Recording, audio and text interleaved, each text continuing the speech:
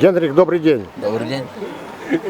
Вы сегодня здесь ночевали? Мы сегодня ночевали в чуме здесь, да. Не замерзли? Прямо на Правда, снегу? мало было. Нет, мы на шкурках постелили, ночевали. Мой товарищ, конечно, спал, а я всю ночь топил печку, и поэтому не замерзли. И наш чум теплый стал. Молодцы. А сколько тебе лет? Лет сколько? Да. Ле- Мне 18 лет. 18? Да. Откуда? Я с Ижемского района, села Бракованск. А книга это чья? Это книга у Алексея Семеновича Канева. Это мой земляк. Он пишет про то, как образовался коми-народ, откуда вообще произошел наш, ну не наш род, а вообще откуда произошли коми.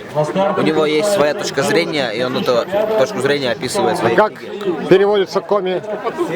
Коми переводится, не знаю, но тут биары. Древние коми, они назывались биарами.